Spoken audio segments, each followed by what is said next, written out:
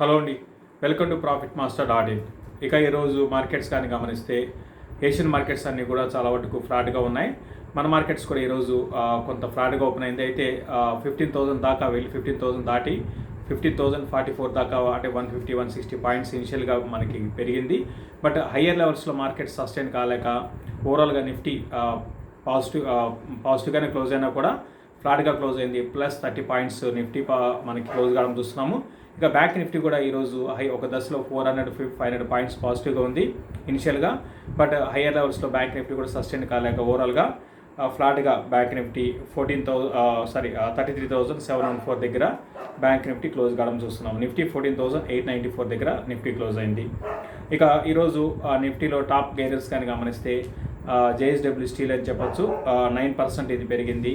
మరోవైపు బజాజ్ ఫిన్సర్వ్ కూడా చాలా స్ట్రాంగ్ ర్యాలీ అనేది కౌంటర్లకు చూసాము. తర్వాత టాటా స్టీల్ చాలా రోజులు కాదు, లైఫ్ టైం హై అనమాట, 1032 అనేది క్రాస్ అయింది. 1000 రూపీస్ క్రాస్ అయ్యి ఓవరాల్గా 1032 దగ్గర క్లోజ్ అయింది. 6.2% పెరిగింది. రీసెంట్ డేస్లో అంటే లాస్ట్ ఒక 2 to 3 మంత్స్లో మెటల్స్ బాగా పెరిగి, అందులో మరి ముఖ్యంగా స్టీల్ కంపెనీస్ అటు జేఎస్డబ్ల్యూ కానివ్వండి, టాటా స్టీల్ కానివ్వండి, చాలా స్ట్రాంగ్ ర్యాలీ అనేది చూసాము. దీనికి ప్రధాన కారణము అటు డొమెస్టిక్తో పాటు ఇంటర్నేషనల్ పరంగా స్టీల్ ప్రైసెస్ భారీగా పెరిగాయి. లైఫ్ టైం హైస్లో స్టీల్ ప్రైసెస్ ఉన్నాయి. దీనికి తోడు స్టీల్ డిమాండ్ అనేది కూడా బాగా డొమెస్టిక్గా బాగా పెరిగింది. దీంతోపాటు చైనా ఫ్యాక్టరీ కూడా మన ఇండియా కంపెనీస్కి బాగా లాభాలు తీసుకొచ్చే అవకాశం ఉంది. సో ఇన్ని కారణాల వల్ల ఈ స్టీల్ కంపెనీస్ బాగా పెరిగాయి. ఇక టాప్ లూజర్స్లో కానీ గమనిస్తే ఎక్కువగా ఆటోమొబైల్ కంపెనీస్ ఉన్నాయి. ఐషర్ మోటార్స్ ఒకటి, హీరో మోటార్ కార్పొరేషన్ ఒకటి, బజాజ్ ఆటో ఒకటి, ఇవన్నీ కూడా టాప్ లూజర్స్లో ఉన్నాయి. మరోవైపు హెచ్డిఎఫ్సి కూడా ఈరోజు ఒక 2% నష్టపోయింది. ఇది రీసెంట్గా లాస్ట్ 4-5 డేస్కి బాగా పెరిగిన స్టాక్ అనమాట.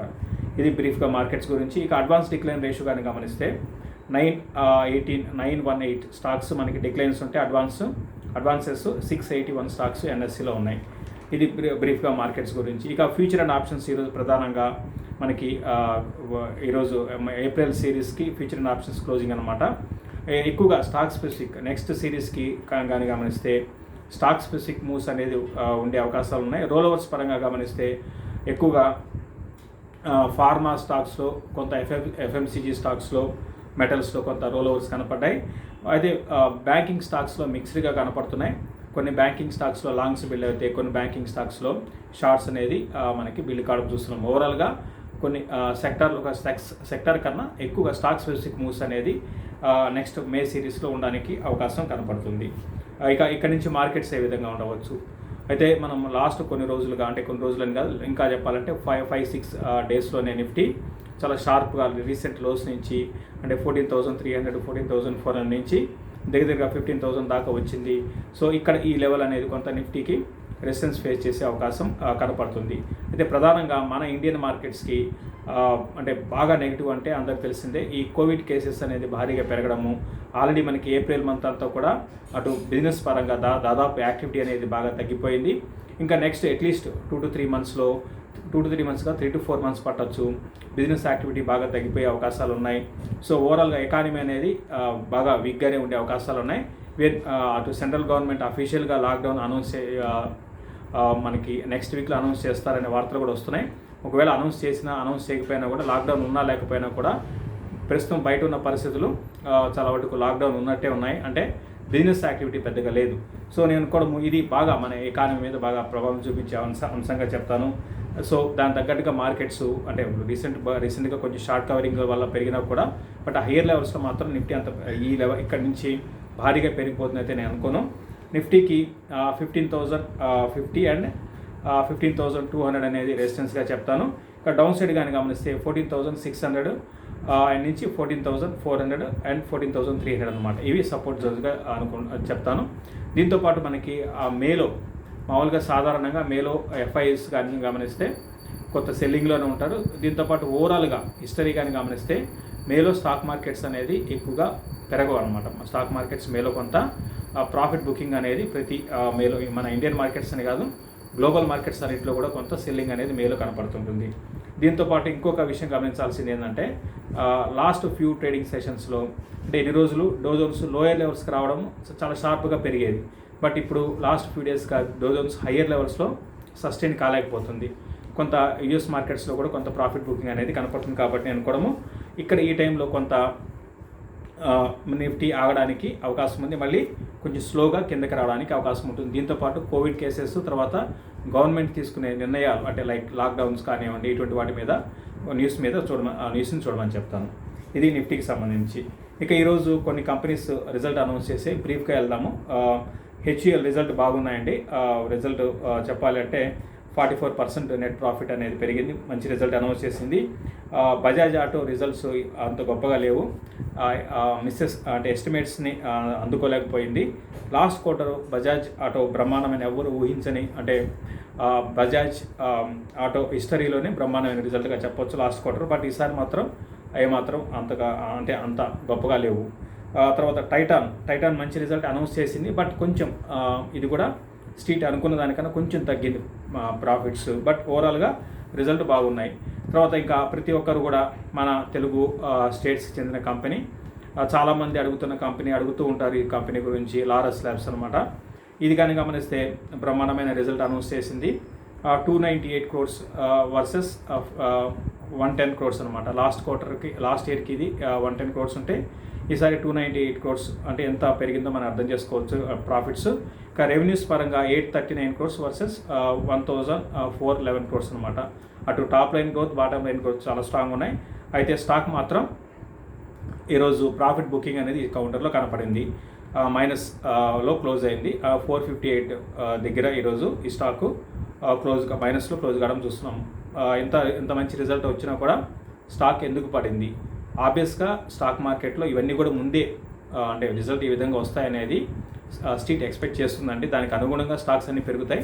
కాబట్టి ఇక్కడ బాగా రిజల్ట్ వచ్చాయి కదా ఇంకా పెరగాలని మనం అనుకోకూడదు. ఎందుకంటే దానికి ముందు స్టాక్ బ్రహ్మాండమైన ర్యాలీ వచ్చింది. స్ప్లిట్ కాకముందు 1600కి వెళ్ళింది. తర్వాత మళ్ళీ రీసెంట్గా 300 నుంచి కూడా ఈ స్టాక్ 320 నుంచి కూడా 460, 480 లెవెల్స్ దాకా వెళ్ళింది. బట్ ఏదైనప్పుడు కూడా ఇక్కడ ఈ లెవెల్లో కొంచెం ఈ స్టాక్ ఆగడానికి అవకాశం ఉంది, కొంచెం ప్రాఫిట్ బుకింగ్ అనేది రావచ్చు.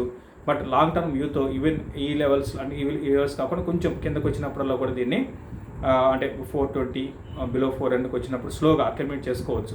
లాంగ్ టర్మ్లో ఇంకా బాగుండే అవకాశాలు ఉన్నాయి. బట్ ఇప్పుడు ఇమీడియట్గా మాత్రం ఈ స్టాక్లు పెద్దగా ఇక్కడి నుంచి భారీగా పెరగకపోవచ్చు. ఎందుకంటే చాలామంది స్టాక్ గురించి అడుగుతున్నారు అందు గురించి చెప్తున్నాను. ఓవరాల్గా ఒక ఇన్వెస్ట్మెంట్ పరంగా 2 to 3 years ఉంటే స్లోగా దీన్ని అక్యుములేట్ చేసుకోండి. అంటే ఒకే బయింగ్ పాయింట్ కాకుండా భారీ కరెక్షన్స్లో మాత్రమే కొనుక్కోండి. ఇమీడియట్గా అయితే మాత్రం ఈ స్టాక్ ఇక్కడ ఆగడానికి అవకాశం ఉంటుంది. ఇక చాలామంది అడుగుతున్న స్టాక్స్లో ఆర్బీఎల్ బ్యాంక్ గురించి అడుగుతున్నారు. ఆర్బీఎల్ బ్యాంక్ అని గమనిస్తే ఇది ప్రస్తుతానికి 190 రూపీస్ ఉంది. ఎందుకంటే ఇది ఇంతకుముందు 2019లో 600 ఆ లెవెల్స్లో ఉండేది. అయితే స్టాక్ పెరగలేదు. చాలామంది ఒకటే రీజన్, స్టాకు ఇంతకుముందు 600 నుంచి పడింది కదా, మళ్ళీ 600 వరకు వెళ్ళొచ్చు అనే ఉద్దేశంతో అడుగుతున్నారండి. బట్ అసెట్ క్వాలిటీ అనేది అంటే ఇంతకుముందు ఆర్బీఎల్ బ్యాంక్ మీద చాలా హోప్స్ ఉండేదండి. అంటే 2019 ఆ టైంలో మంచి ఇంకా ఇక్కడ నుంచి బాగా అంటే చిన్న బ్యాంక్ కాబట్టి మంచి గ్రోత్ ఉంటుంది, బాగా భారీగా ఈ ఫైనాన్షియల్స్ రాను రోజుల్లో ఉండవచ్చు అనే అంచనాలు ఉన్నాయి. బట్ దానికి అనుగుణంగా వీళ్ళు మనకి అటు రిజల్ట్ ప్రకటించలేకపోవడము, తర్వాత ఈ కోవిడ్ కారణంగా బాగా వీక్ అయిపోయిందండి బ్యాంకు.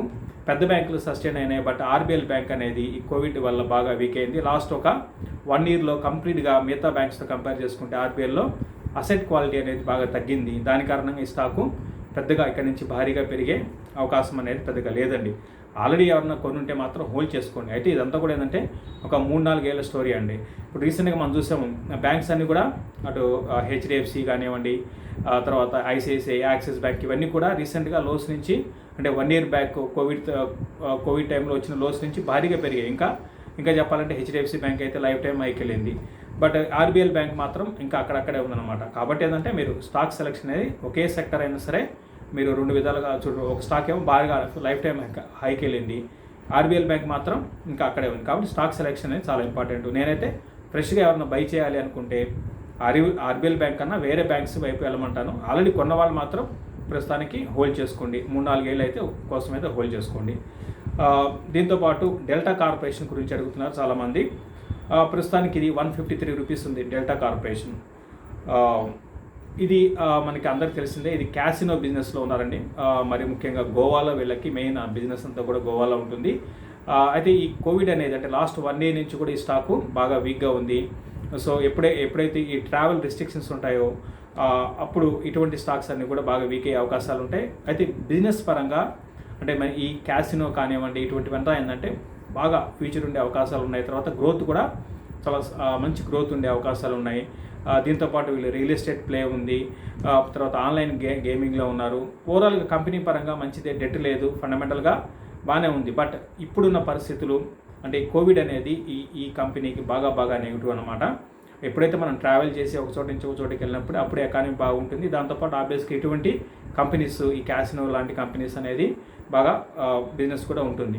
ఇప్పుడైతే ఇమీడియట్గా అయితే ఈ స్టాక్ అయితే పెరగకపోవచ్చు, కొంచెం పెరిగినా కూడా హై లెవెల్స్లో సస్టైన్ కాకపోవచ్చు. బట్ ఒక 3-4 ఏళ్ళు ఉద్దేశం ఉంటే మాత్రం నేను దీని మీద పాజిటివ్గానే ఉన్నాను డెల్టా కార్పొరేషన్ మీద. ఇది ఫ్యూచర్లో అంటే ఫ్యూచర్ దృష్టిలో పెట్టుకొని చెప్తున్నాను. ఇప్పుడు మన పాస్ట్ అనేది మార్కెట్స్ పట్టించుకోదు. ఫ్యూచర్ అయితే మాత్రం ఇటువంటి స్టాక్స్కి బాగా డిఫరెంట్ బిజినెస్లో ఉన్నారు కాబట్టి మంచి ఫ్యూచర్ ఉండే అవకాశం ఉంది. డెల్టా కార్ప్ అయితే కొనుక్కోవచ్చు, బట్ 3-4 ఏళ్ళ ఉద్దేశం ఉంటేనే కొనుక్కోండి. అయితే ఏ లెవెల్స్లో కొనుక్కోవాలి, ఈ లెవెల్స్లో మాత్రం వద్దు, కొంచెం కరెక్షన్స్లో స్లోగా కొనుక్కోవడం స్టార్ట్ చేయొచ్చు. ఇది డెల్టా కార్పొరేషన్ గురించి.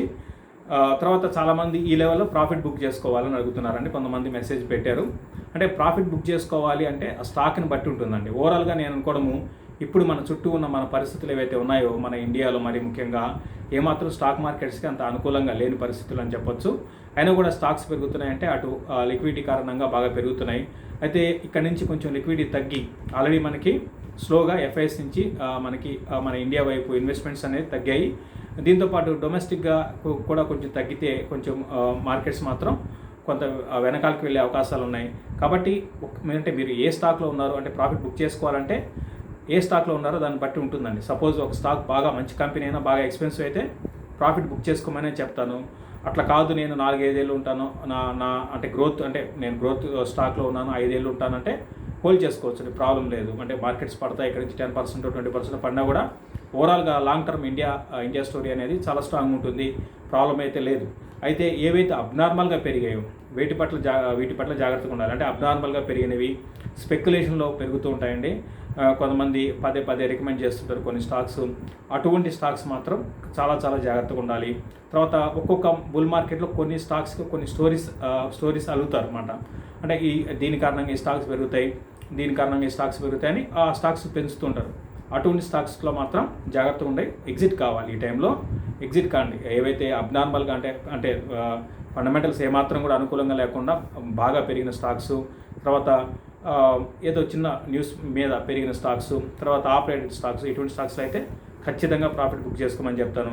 అట్లా కాదు మంచి గ్రోత్ ఉన్న స్టాకు మీరు మీ పోర్ట్ఫోలియోలో ఉంది, ఫండమెంటల్ చాలా స్ట్రాంగ్ ఉన్నాయని మీరు 3-4 ఏళ్ళు ఉంటారంటే హోల్డ్ చేసుకోమని చెప్తాను.